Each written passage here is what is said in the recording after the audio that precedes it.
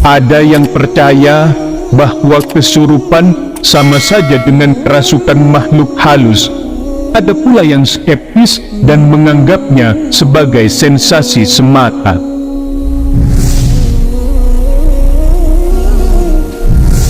Assalamualaikum warahmatullahi wabarakatuh.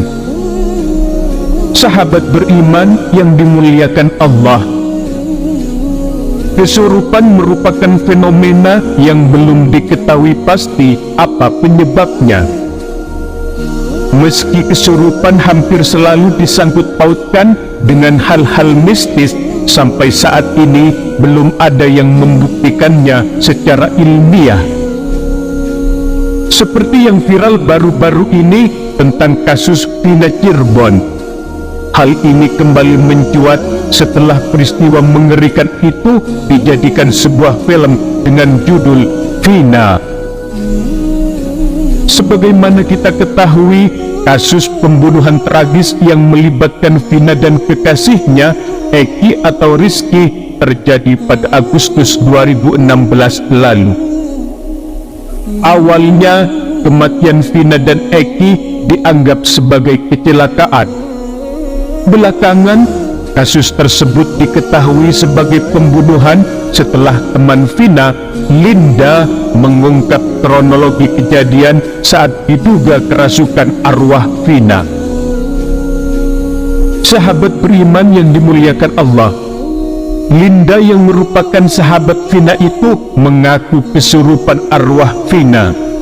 Dari situlah arwah Vina melalui tubuh Linda bercerita kejadian yang sesungguhnya. Namun tentang Linda yang kesurupan arwah Vina Cirebon ini pun menuai pro kontra. Pandangan umat muslim terhadap kesurupan pun berbeda-beda. Ada yang percaya bahwa kesurupan sama saja dengan kerasukan makhluk halus. Ada pula yang skeptis dan menganggapnya sebagai sensasi semata. Sahabat beriman yang dimuliakan Allah,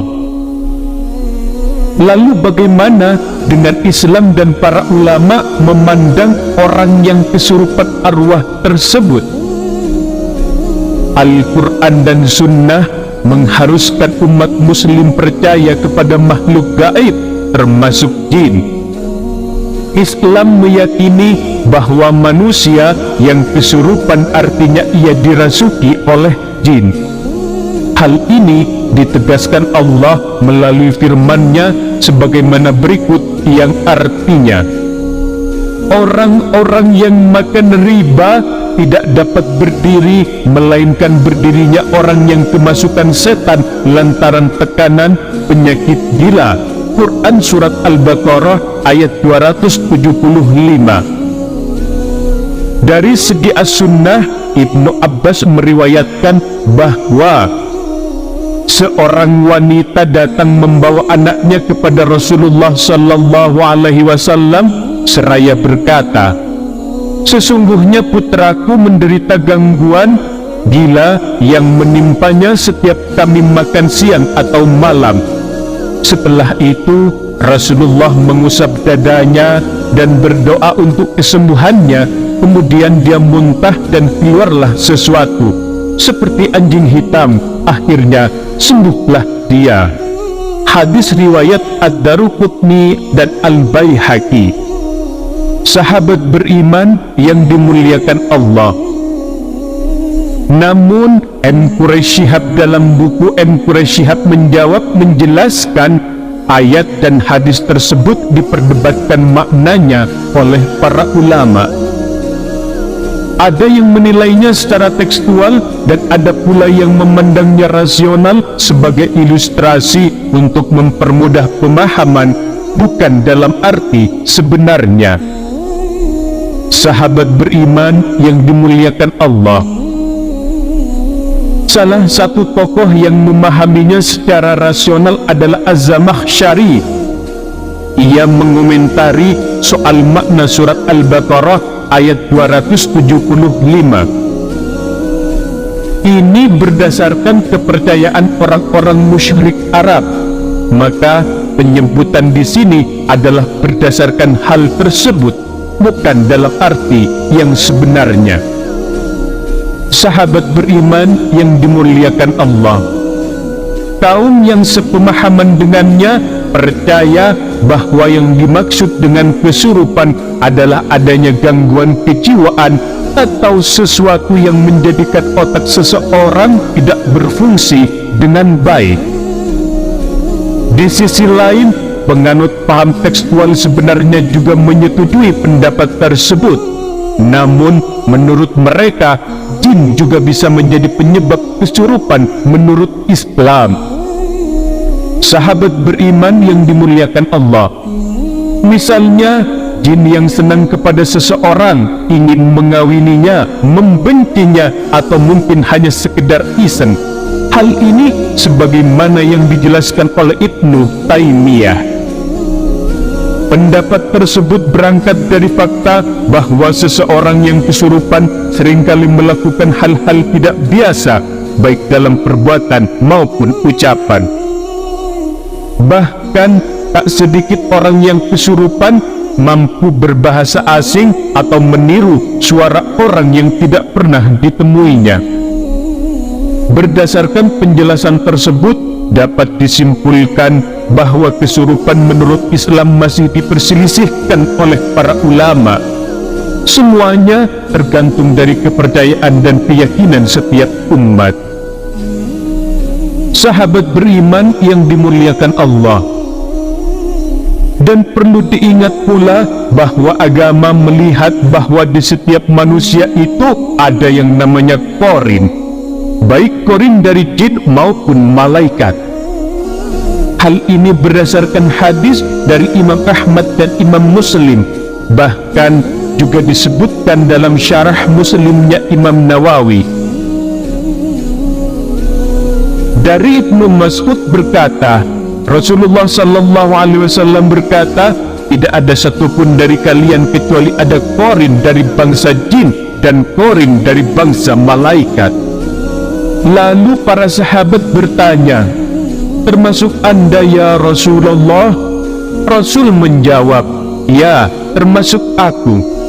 Tetapi Allah menolongku atas korinku itu, sehingga korinku itu memeluk Islam, sehingga dia tidak menyuruhku kecuali hanya kepada kebaikan.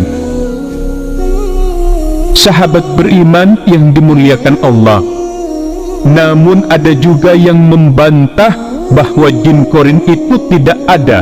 Itu hanya egostate, bagian diri kita yang tidak ada hubungannya sama sekali dengan hal gaib. Tapi nyatanya berdasarkan nas tersebut, itu erat kaitannya dengan hal gaib. Di situ ada peran jin dan setan. Sahabat beriman yang dimuliakan Allah, misalnya tentang sahabat Umar bin Khattab radhiyallahu an, di mana seorang ulama menilai ketika sahabat Umar meningkat keimanannya, akidahnya kokoh, kuat keagamaannya, saat itu membuat dia ditakuti bahkan oleh setan, sehingga setan tidak lagi bisa menguasainya. Makanya dia kemudian memeluk Islam. Jika seorang mukmin memperbanyak zikir dan ketaatan pada Allah serta banyak membaca Al-Quran, maka hal ini akan melemahkan kuasa setan atas diri seseorang.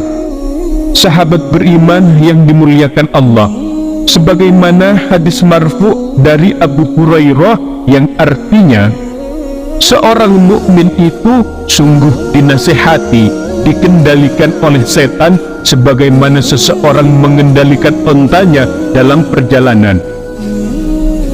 Dalam konteks ini, maka jika seseorang mengikuti bisikan dan nasihat korin setannya, maka meskipun dia dalam kondisi sadar pun, hakikatnya dia kesurupan. Karena peran korin setan dalam dirinya lebih dominan dibanding peran korin malaikat. Sahabat beriman yang dimuliakan Allah, jadi baik orang kesurupan yang masih bisa menguasai kesadarannya maupun yang sudah tidak bisa menguasai kesadarannya, kedua-duanya akan bisa diredakan dengan zikir, banyak mengingat Allah, baca Al-Quran, baik baca sendiri atau dibacakan oleh orang lain dengan dibacakan basmalah dan awal-awal surat, dan tentunya ketaatan kepada Allah Subhanahu wa ta'ala. Mudah-mudahan kasus kesurupan arwah Vina terhadap sahabatnya yang bernama Linda menjadi pelajaran berharga bagi kita, dan ada hikmah yang kita petik dari kasus tersebut. Sahabat beriman yang dimuliakan Allah, semoga ada hikmah yang bisa diambil dari kejadian ini dan kita bijak menyikapi tentang kesurupan. Wallahu a'lam bissawab.